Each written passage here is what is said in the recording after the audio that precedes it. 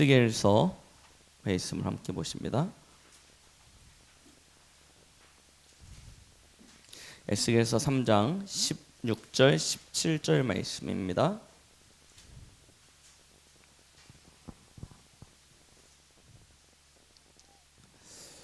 우리 다 찾으셨으면 함께 한 목소리로 합독하시겠습니다. 7일 후에 여호와의 말씀이 내게 임하여 이르시되 인자야, 내가 너를 이스라엘 족속의 파수꾼으로 세웠으니 너는 내 입의 말을 듣고 나를 대신하여 그들을 깨우치라. 아멘.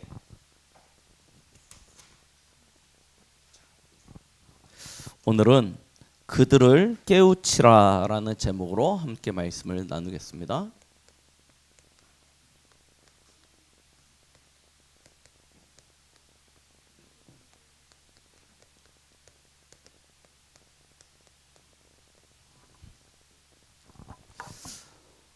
오늘은 부활절 감사 예배로 하나님 앞에 영광을 돌립니다. 제가 어저께 초신에서 우리 렘넌트들 강의를 하려고 부활절에 맞는 좀 이미지를 찾으려고요. 인터넷을 들어가가지고 검색을 했습니다. 부활절, 부활절 이미지, 이런 식으로 해가지고 검색을 했는데요. 온통 계란 그림밖에 안 나와요. 부활절 하면 뭐만 떠오르냐면 계란만 떠오릅니다. 사단이 문화를 통해서요, 이 복음을 희미하게 만드는데요. 이 부활절의 이미지를 뭐로 만들었냐면 계란, 병아리 이런 이미지로 바꿔버렸어요. 이게 얼마나 안타까운 일입니까? 실제로 이 부활은 무엇입니까? 갈보리산의 확증입니다. 그렇죠? 그리고 감람산의 축복을 누리는 길이고요. 마가다락방으로 나아가야 될 이유가 이 부활 속에 있습니다. 만약에 예수 그리스도의 부활이 없다면 우리의 믿음, 우리가 전파하는 이 복음 다 거짓이 되어져요. 예수 그리스도의 부활이 있기 때문에 우리의 믿음도 우리가 전파하는 복음도 사실 진리가 되는 것입니다. 그런데 그걸 사단이 병아리로 바꿨어요. 계란으로 바꿔버렸어요. 이게 참 우리가 앞으로도 경계하며 주의하며 올바른 이 복음의 내용을 현장에 전달해야 될 이유가 되겠죠. 예수 그리스도의 부활은 사도행전 1장 1절 예수가 그리스도다 이걸요 확인하는 것이었습니다. 하나님의 아들이신 예수님이 이 땅에 오셔서 십자가에 죽으셨다고 하는데, 만약에 예수님이 십자가에 죽으심으로 끝났다면 그가 진짜 하나님의 아들인지 확인할 길이 없어요. 그런데 부활하셨거든요. 예수님이 참 하나님 되심을 스스로 증명하신 사건입니다. 그로 말미암아 우리는 감람산에 나아가서 거기서 사도행전 1장 3절에 우리의 배경 하나님의 나라 확인하게 되어졌고요. 우리가 가져야 될 하나님이 주신 사명 하나님 나라의 일, 이것으로 우리가 확증할 수 있게 되어진 것이죠. 그래서 사도행전 1장 8절 그 일이 이루어질 소망이 있기에 우리는 뭐 하게 되어져요? 사도행전 1장 14절에 참된 집중으로 들어가는 것입니다. 오늘 부활절 이 예배를 통하여 저와 여러분들은요, 이 사도행전 1장 138의 언약이 완전히 우리에게 각인 뿌리 체질되어지는 그런 축복이 있길 바라겠습니다. 우리가 창세기서부터 지금까지 꾸준히 인물 중심으로 해서 성경을 봐오고 있습니다. 그 중에 오늘은 에스겔입니다.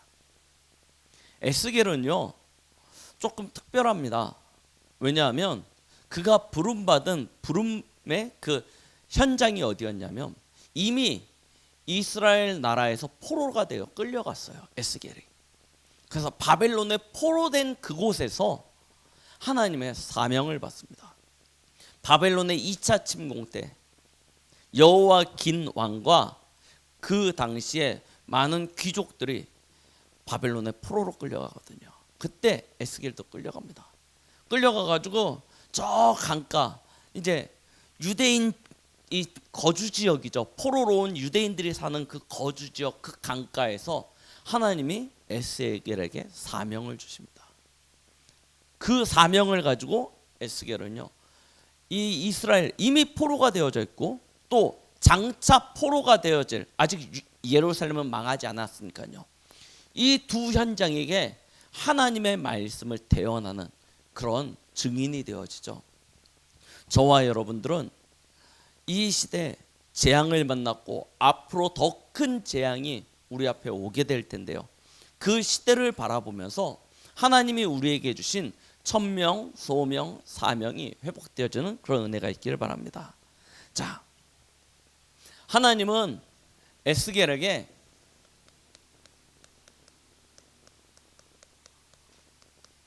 파수꾼의 사명을 주셨습니다. 파수꾼의 사명이에요.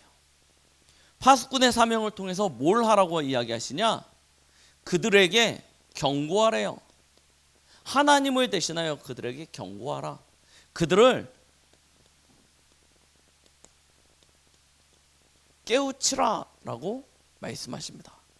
자, 이렇게만 놓고 보면 사실은 저와 여러분들이 이런 사명을 받았다, 굉장히 사실은 두렵기도 하고 떨리기도 하고 할 수 있을까? 라는 생각이 들기도 합니다. 과연 내가 237 나라 5천 종족 살리는 세계복음화의 주인공이 될 수 있을까? 내가 과연 가능할까? 이런 생각이 당연히 들겠죠. 그런데 오늘 말씀해 보세요. 하나님은 에스겔을 부르실 때 뭐부터 주십니까?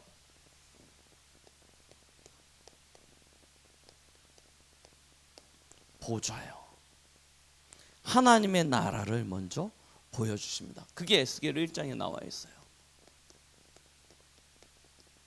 아마 읽어보시면 굉장히 조금 좀 이게 무슨 내용이야 할 만큼요 어렵습니다. 왜냐하면 이 다니엘서, 에스겔서의 특징이 이 묵시예요. 그러다 보니까 읽으면 사실은 좀 어렵습니다. 내용 자체가. 그런데 무슨 이야기를 하냐? 1장이에요. 하나님이 에스겔을 부르시면서 제일 먼저 무엇을 확인해 주시냐? 하나님의 나라 보좌를요 에스겔에게 보여주시는 거예요.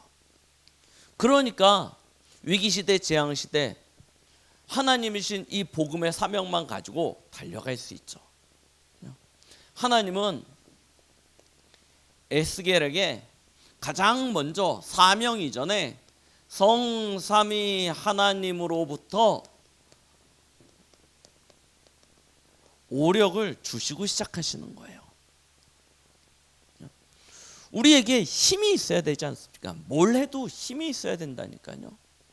그래서 하나님은요 그것부터 주시는 거예요. 성령의 충만함 필요하죠. 하나님의 뜻이 무엇인지 발견할 수 있는 지혜도 있어야죠.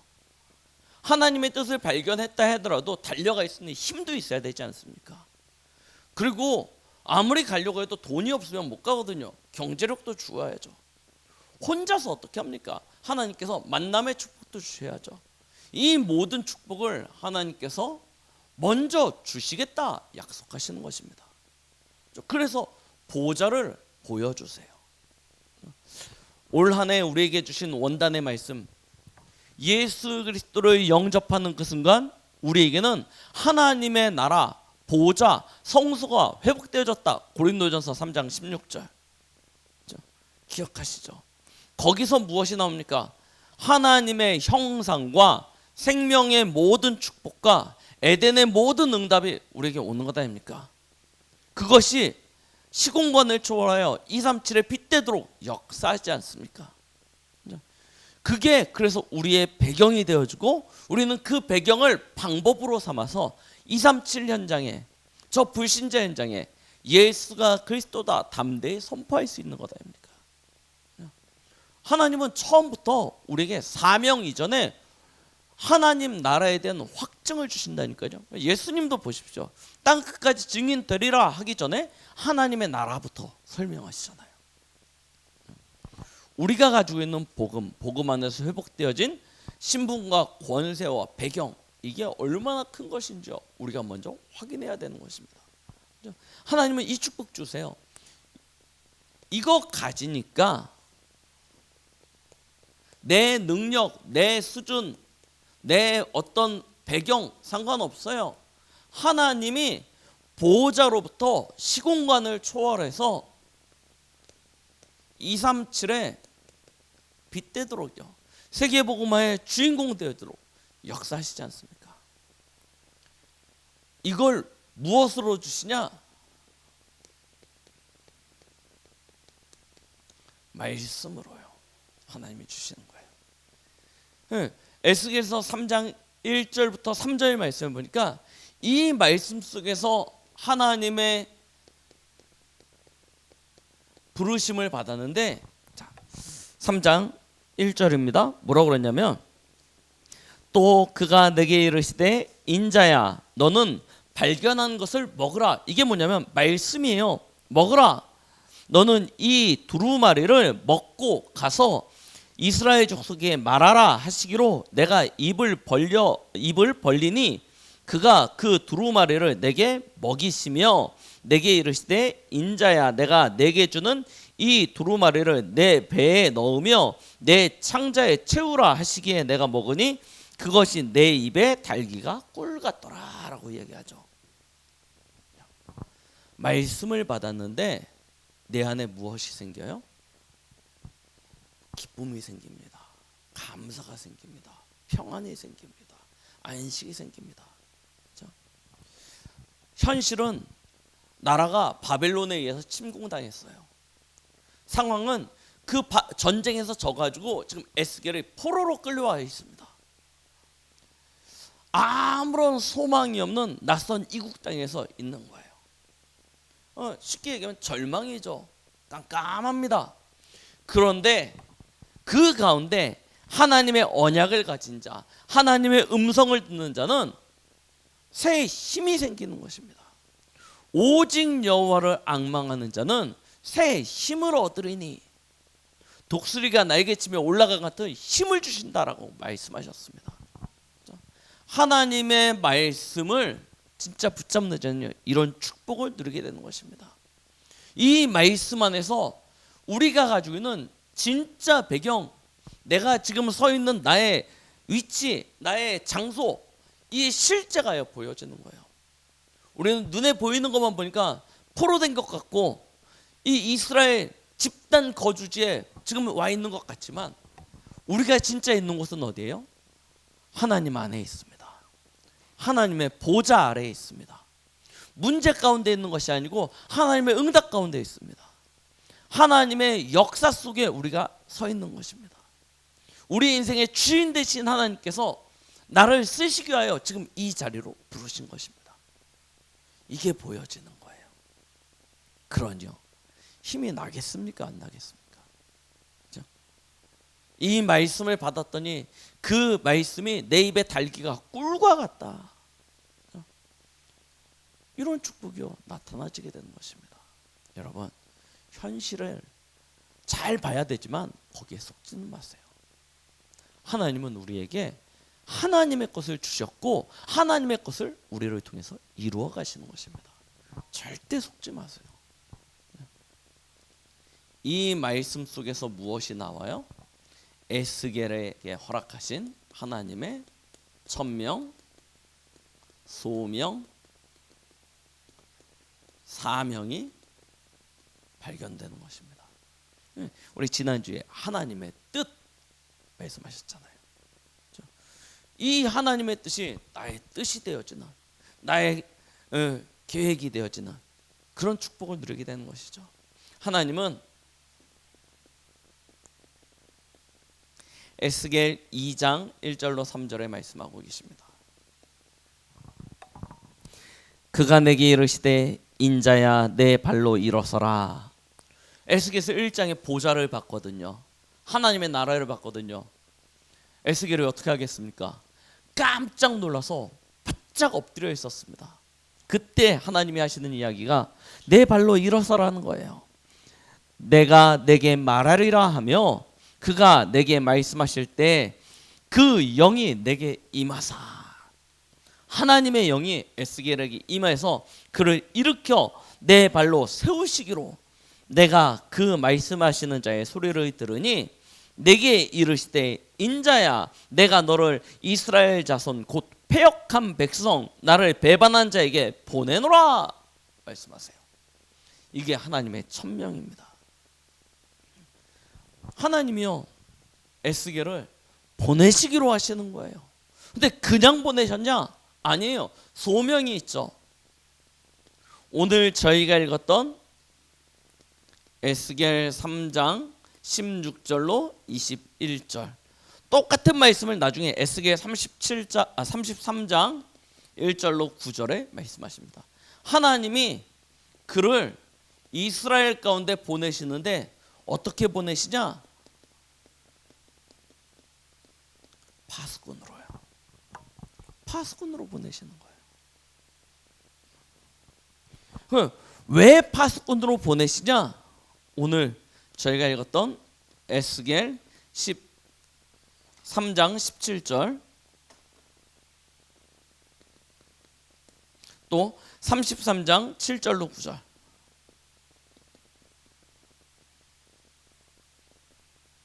뭐라고 말씀하십니까? 그들을 깨우치래요. 이게 사명이에요. 하나님의 말씀을 전달함으로 그들을 깨우치라. 그들에게 경고하라 말씀하십니다. 에스겔은 이걸 받은 거예요. 하나님이 에스겔을 부르신 천명 속에 나를 세우신 그 시간표, 그 맡기신 그 이유, 그걸 통해서 나를 통해서 하시고자 하시는 하나님의 것, 사명. 이 천명, 소명, 사명이 에스겔에 딱 발견되어졌습니다. 자, 하나님은 우리에게 이것을 주십니다. 하나님의 천명, 하나님의 소명, 하나님의 사명. 누구를 향하신? 나를 향하신 그것을 주고 계세요. 재앙 만난 시대, 풍랑 만난 시대, 완전히 멸망으로 향하여 가는 이 시대 앞에 하나님께서 우리를 파수꾼으로 세우십니다. 그리고 말하라는 거예요. 그들을 깨우치래요. 무슨 이야기입니까? 말씀 운동하라는 이야기입니다. 저와 여러분들이 선 모든 현장에서 말씀 운동하래요. 하나님의 말씀을 대언하여 이 복음을 증거하여 그들에게 경고하라는 것입니다. 자, 오늘 우리가 읽었던 에스겔서 3장과 33장 말씀에 이런 이야기가 나옵니다.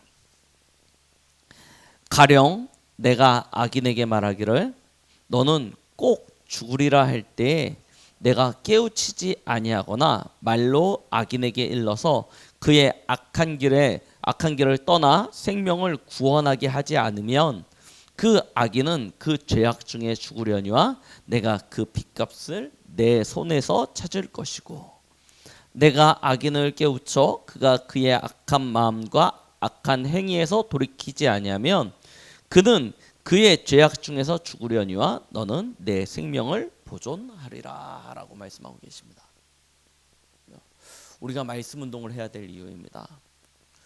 왜 핍박이 오는데, 왜 방해를 받고, 왜 이렇게 어려움이 오는데 우리는 말씀 운동을 해야 됩니까? 우리가 이 말씀 운동을 하지 않으면 그들은 그들의 죄 가운데서 죽지만 그 핏값은 우리에게서 찾는다고 말씀하십니다. 만약에 그들이 그 말을 듣고도 악에서 돌이키지 않아서 죽으면 그들은 그 죄로 죽지만 우리는 안전하게 될 것이다 라고 말씀하시죠. 33장 말씀에는 또 이렇게 이야기하고 계십니다.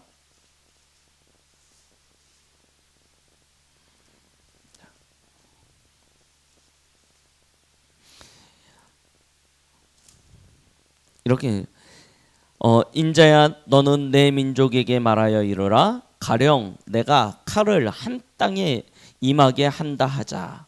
그 땅 백성이 자기들 가운데 하나를 택하여 파수꾼을 삼은 그 사람이 그 땅에 칼의 임함을 보고 나팔을 불어 백성에게 경고하되 그들이 나팔 소리를 듣고도 정신 차리지 아니하므로 그 임하는 칼에 제거함을 당하면 그 피가 자기 머리로 돌아갈 것이라.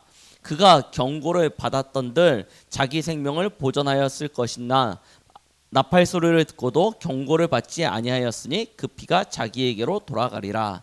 그러나 칼이 임함을 파수꾼이 보고도 나팔을 불지 아니하여 백성에게 경고하지 아니하므로 그 중에 한 사람이 그 임하는 칼에 제거당하면 그는 자기 죄악으로 말미암아 제거되려니와 그 죄는 내가 파수꾼의 손에서 찾으리라 라고 말씀하시죠. 우리가 말씀 운동을 해야 되는 이유가 분명하지 않습니까? 우리가 경고하지 않고 우리가 그들을 깨우치지 않으면 그 피값이 우리에게 돌아옵니다. 그들이 듣던 안 듣던 그건 그들의 몫이고요. 그렇죠? 우리는 뭐 해야 되는 거예요? 말씀 운동해야 되는 것입니다. 이게 하나님이 우리에게 허락하신 사명이에요. 자, 그러면 이 일을 할 때 도대체 어떤 일이 일어납니까? 에스겔 37장 말씀 우리는 너무나 잘 알고 있죠. 1절로 14절 말씀입니다. 에스겔 골짜기의 환상을 우리는 알고 있습니다. 하나님이 에스겔을 그 에스겔 골짜기 그 골짜기로 들어가셔서요 보이시는 것입니다. 거기에 뭐가 있냐? 마른 뼈들이 가득 있어요. 뼈들이 가득 있습니다. 하나님이 에스겔에게 말하십니다. 저들이 살아날 수 있겠느냐? 아니 저 뼈가 살아날 수 있겠습니까? 뼈인데 어떻게 살아납니까? 그럼 우리는 뭐라고 대답하냐면 안 될 것 같은데요. 이게 첫 번째거나 두 번째 혹 하나님이 하시겠지 하는 막연한 믿음으로 하나님이니까 될 것 같습니다. 이 두 개 중에 하나 대답을 하겠죠. 그런데 진짜 올바른 대답은 무엇입니까? 안 된다는 겁니까? 된다는 겁니까? 그게 아니에요. 그죠? 에스겔은 뭐라고 대답하냐면 하나님이 하신다는 것입니다. 하나님이 하세요. 그때 하나님이 에스겔에게 내 말을 대언하라고 이야기하십니다. 에스겔이 그 하나님의 말씀을 대언했을 때 마른 뼈들이 살아나게 돼서 큰 군대가 되어지는 것을 하나님께서 보여주십니다. 우리 렘넌트들이 좋아하는 게임에 나오는 스켈레톤 얘기하는 게 아니에요. 뼈가 이렇게 뻘떡 일어나가지고 뼈다귀채로 돌아다녔다 이 이야기가 아니잖아요. 그렇죠? 어떻게 돼요? 힘줄이 붙고 근육이 붙고 살이 붙고 완전한 사람으로요 회복되어지는 거예요. 말씀은요 그런 능력이 있습니다. 그렇죠?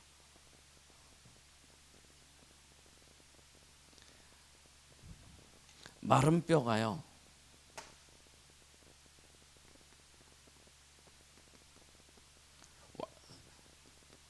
살아나게 되어지는 불가능 아닙니까? 완전 불가능, 절대 불가능. 그런데요 그 일이 일어나게 되는 거예요. 혹 우리의 심령이 마른 뼈와 같습니까? 말씀이 들려도 은혜가 안 되고 예배를 드려도 은혜가 안 되고 현실만 보이고 상황만 보이고 답답하고 우겨싸임 같은 그런 현실만 보입니까? 하나님의 말씀이 들려지면 살아나게 되어집니다. 내 주위에 있는 사람이 혹시 마른 뼈와 같습니까? 완전히 가라고 말라서 부스러지기 일보 직전의 상태에 있는 사람들이 있습니까? 아무리 물을 주고 아무리 우리가 수고를 하고 아무리 눈물을 흘려도 살아나지 못하는 사람이 있습니까? 말씀이 들어가면 됩니다. 하나님의 말씀이 들어가면 살아나게 되어져 있습니다. 이스라엘을 향하여 하나님께 비유로 말씀하신 거예요. 이스라엘이 지금 마른 뼈와 같대요. 이 마른 뼈와 같은 이스라엘에게 말씀을 대언했는데 그 말씀을 따라서 역사가 일어나는 거예요. 우리는 그런 생각하거든요. 어떤 생각을 하냐면 내가 정성이 모자라서, 내가 기도를 덜해서 이 어떤 응답이 안 온다, 역사가 안 일어난다라고 생각하는 경우가 많습니다. 그런데 하나님께서 아십니다. 하나님께서 아십니다. 말씀을 따라서 말씀이 능력이 되어져서 말씀이 성취되어지는 축복을 하나님께서 주시는 것입니다. 말씀 운동을 해야 될 이유가 거기 있다니까요. 우리가 가정에서 함께 예배를 드리는 이유 여기에 있습니다. 살아나게 되어져 있어요. 우리의 현장에서, 교회에서, 지역에서 말씀 운동하는 이유가 여기에 있어요. 말씀이 들려질 때 살아나는 것입니다. 어떻게 되어집니까? 우리 에스겔 47장 1절로 12절 말씀 아시죠? 이 말씀을 성경에서 뭐로 비유하냐면 생수로 비유해요. 성소에서 흘러나오는 이 생수가 들어가는 곳마다 다 살아나고 회복되어지는 것입니다. 그래서 성도의 삶의 가장 중심은 예배고, 예배의 가장 중심은, 예배의 꽃은 말씀입니다. 물론 예배 전체가 다 중요하지만 말씀은 특별히 우리에게는 가장 중요한 이유가 있죠. 이 말씀이 흘러가는 곳마다 살아나는 거죠. 얼마만큼 살아납니까? 천을 이루고 내를 이루고 저 강을 이루고 바다를 이루는데 그 물이 흘러가는 곳마다 그 주위가요 다 살아나는 거예요. 우리 지교회 운동을 왜 강단 말씀 중심으로 합니까? 이유가 있는 거예요. 그 강단에서 흘러나오는 이 생명의 말씀이 우리 가정을 완전히 회복하게 되어지거든요. 우리는 나 자신이 살아나고 가정이 살아나면 우리가 있는 모든 현장이 다 살게 되어져 있습니다. 이런 축복을 하나님께 주시는 거예요. 자, 이 말씀을 따라서 어떤 일이 일어납니까? 에스겔서 마지막은요 이스라엘 회복에 대하여 이야기하고 있어요. 어떻게 회복되어집니까? 성경은요 이렇게 이야기하고 계십니다. 다윗과 솔로몬 이후에 이스라엘 나라가 두 개로 쪼개졌죠. 북이스라엘과 남유다. 그런데 에스겔서에서 뭐라고 했냐면 이 둘이 하나가 되어질 것이래요. 통일입니다. 이미 나라가 멸망하기 일보 직전인데 하나님은 뭐라고 얘기하냐? 말씀 운동 펼쳐라. 이 말씀 운동하면 분열되어지고 나눠지고 쪼개졌던 것들이 하나 되어질 것이다. 말씀하세요. 우리 가정이, 내가 일하고 있는 직장 현장이 갈갈이 쪼개지고 나누어져 있습니까? 말씀 운동하십시오. 그러면 하나 되게 되어져 있습니다. 통일되어. 그래서 새 예루살렘이 회복되어지는 거예요. 이 축복이 나타나진다니까요. 여러분들의 가정에 새 예루살렘이 회복되어지는 은혜가 있게 될 것입니다. 여러분들이 일하고 있는 직장에 새 예루살렘이 회복되어지는 축복이 있게 되어질 것입니다. 진짜 여호와의 영광이 이곳에 임해요. 에스겔서 앞부분에 쭉 읽어보십시오. 여호와의 영광이 성전에서 떠나는 장면이 기록되어져 있습니다. 에스겔서 마지막으로 쭉 넘어가서 읽어보십시오. 다시 새 예루살렘이 회복되어지고 성전이 회복되어지니 거기에 여호와의 영광이 임하는 것이 나타나져 있습니다. 모든 것을 회복이요. 언제 이루어지냐? 말씀은 더. 그래서 우리는 뭐예요? 성경적 전도 전략을 가지고 나를 살리는 말씀은 더, 만남을 살리는 말씀은 더, 우리 가정을 살리는 말씀은 더, 내 업을 살리는 말씀은 더, 우리 지역을 살리는 말씀은 더 회복하자 말씀하시잖아요. 여기에 우리가 집중하는 것입니다.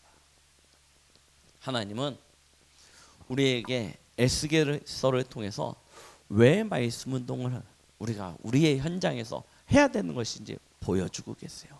그게 그냥 하라가 아니고 하나님이 우리를 향하신 뜻, 천명, 소명, 사명이라는 것입니다. 하나님은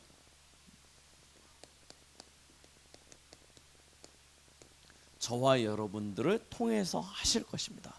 그래서 우리를 뭐라고 그래요? 사람들이 모이는, 사람들이 우리를 통해서 회복되어지는 살아나는 플랫폼이라고 하는 거예요. 우리 때문에, 여기 성도님들, 우리 렘넌트, 저 때문에 하나님께서 세상을 지금도 유지하고 계시고 우리를 통해서 회복시키실 것입니다. 자, 그러면 이 축복을 우리가 어떻게 누리냐? 오늘 에스겔은 하나님과 대면하여 하나님의 것을 확인했습니다. 그럼 우리도 그 축복을 누리면 되겠죠. 그래서 우리의 모든 방향은 영적 서밋으로 나아가는 것입니다. 이스라엘 백성들이 왜 망했는지 뭐 여러 가지 이야기를 할 수 있겠지만 성경에서는요 이렇게 또 하나로 표현하고 있습니다. 뭐라고 말씀하시냐면요 9절에 보니까요 에스겔서 3장 9절, 자 7절부터 제가 읽겠습니다. 그러나 이스라엘 족속은 이마가 굳고 마음이 굳어 내 말을 듣고자 아니하리니 이는 내 말을 듣고자 아니함이니라. 보라, 내가 그들의 얼굴을 마주보도록 내 얼굴을 굳게 하였고 그들의 이마를 마주보도록 내 이마를 굳게 하였을 때 내 이마를 화석보다 더 굳은 금강석같이 하였으니 라고 이야기하고 계시죠. 이스라엘 백성들의 마음이 굳어버렸어요. 이마가 굳어버렸어요. 이마가 뭡니까? 생각이 굳었어요. 생각이 굳고 마음이 굳어서 하나님의 말씀을 듣지 않아요. 그러니까 어떻게 되어집니까? 영적으로 쇠퇴하게 되어져요. 영적으로 힘이 없어져 버려요. 그러니 결국 하나님의 말씀을 잃어버리고 세상의 흐름을 따라 살면서 사단에게 속아서 우상 숭배하게 되어지는데, 이 우상 숭배는 성경에서 뭐라고 이야기하냐면 간음, 음행 이렇게 표현합니다. 하나님이 가장 싫어하시는 일이에요. 그래서 이스라엘이 전쟁에 의해서 포로되어지게 되어졌습니다. 하나님은 우리에게 영적 서밋 시대라고 이야기하고 계십니다. 뭐라고 이야기하십니까? 이렇게 말씀하십니다. 10절에 보니까요 또 내게 이르되 인자야 내가 내게 이를 모든 말을 너는 마음으로 받으며 귀로 듣고 라고 이야기하고 계시죠. 마음으로 받고 귀로 들으랍니다. 그렇죠? 우리는 귀로 듣고 마음으로 내리지 않고 귀로 듣고 이쪽 귀로 흘려버리죠. 한쪽 귀로 듣고 한쪽 귀로 그냥 직통으로 나가버려요. 다 잊어버립니다. 근데 뭐라고 말씀하세요? 마음으로 먼저 받으래요. 마음으로 받고 뭐예요? 귀로 들어라 라고 이야기하십니다. 영적 서밋이 되는 길은 거기에 있습니다. 마음으로 먼저 받아. 그 마음의 문이 활짝 열려서 예수 그리스도를 주인으로 영접하듯이 마음의 문이 열려서 말씀을 우리의 마음속에 귀로 받아들이는 거예요.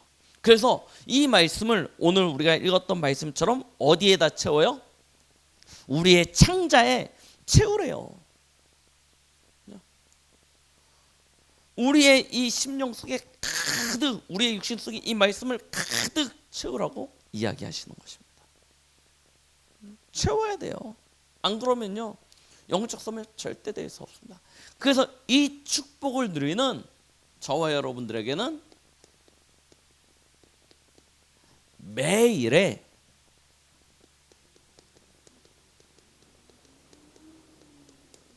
서밋 타임이 있어야 되겠죠. 매일 나를 영적 서밋으로 세우는 서밋 타임, 이게 반드시 있어야 됩니다. 공부를 잘하는 친구들을 보니까 뭐 하냐면 스케줄을 짜요. 시간표를 짜가지고 그 시간표에 맞춰서 공부를 해요. 운동을 잘하는 친구들을 보니까 완전 딱 스케줄 짜가지고요 아주 타이트하게, 국가대표들 스케줄 보셨습니까? 먹고 자고 일하고 노는 모든 것이 뭐 중심으로 만들어져요? 운동 중심으로 쫙 엮어지면 그래서 24가 되어져요. 우리도 마찬가지입니다. 영적 서밋으로 살 수 있는 스케줄이 있어야 돼요. 아침에 눈을 딱 떴을 때 무엇으로 시작합니까? 밤에 잠들기 전에 무엇을 생각하면서 잠드십니까? 하루를 어떤 것 중심으로 살아가고 계십니까? 우리는 말씀 중심으로 서밋 타임입니다. 이건 누리셔야 돼요. 그래야 내가 플랫폼이 되는 게 아니고 하나님이 나를 플랫폼 삼으세요. 자, 이 축복을 누리는 사람을 통해서 하나님은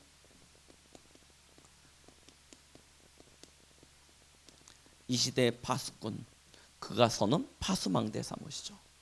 깨우치는 자의 축복을 허락하시는 것입니다. 경계하는 자의 축복을 허락하시는 것입니다. 위기시대, 재앙시대를 막는 그런 축복을 허락하십니다. 파수망대입니다. 뭐 하셔야 됩니까?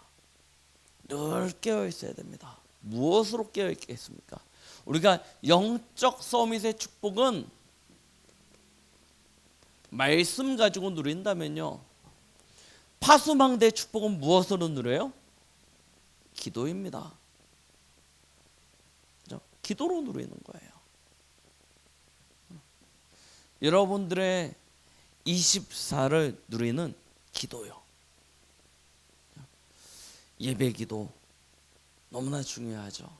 일주일에 우리가 주일날 드리는 이 귀한 시간, 우리가 기도하는 마음으로 깨어서 하나님 앞에 예배 드리죠. 하루를 시작할 때 가장 먼저 정시기도 시간을 가지고 우리의 영혼을 깨우죠. 그리고 뭐 합니까? 무시기도를 통해서 계속 우리의 긴장감을 가지고 있는 것입니다. 위기가 올 때, 어려움이 올 때 집중해서 기도로 들어갑니다. 기도요. 하나님과 끊임없이 소통하면서 나 자신을 깨우는 것입니다.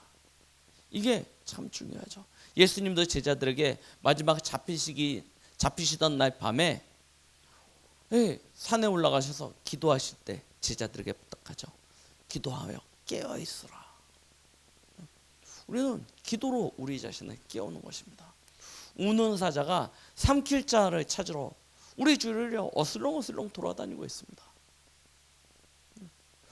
깨어서 기도하지 않으면, 깨어있지 않으면요, 우리는 빼앗길 수밖에 없습니다. 만약에 파수꾼인 저와 여러분들이 잠들어 버리면요, 누가 저 적들이 쳐들어오는 때 나팔을 불어서 사람들을 깨울 수 있겠습니까? 아무도 깨우지 못해요. 새벽을 깨우십시오. 여러분들의 시간을 깨우십시오. 여러분들의 영적인 상태를 깨우십시오. 무엇으로요? 기도로요. 그리고 하나님이 깨어있는 자를 통해서 전파하는 거예요. 안테나입니다. 이게 파수꾼의 사명입니까? 전파하는 자예요. 성경에서는 오늘 읽었던 에스겔서에서는 듣든지 아니 듣든지 그들 가운데 선지자가 있음을 알게 하라고 말씀하세요. 하나님의 말씀이 이러하시다 하라라고 이야기하고 계시는 것입니다. 에스겔서 30장 대언하라고 이야기하고 계십니다. 말씀 운동이에요. 하나님의 보좌와 세상이 통하도록 하는 우리는 통로입니다. 안테나입니다. 하나님의 이 나라로부터 정해진 이 뜻이 이 땅에 이루어지는 그 축복을 놓고 하나님께서 우리를 사용하시는 것입니다. 그게 전도 아닙니까? 전도는 무엇입니까?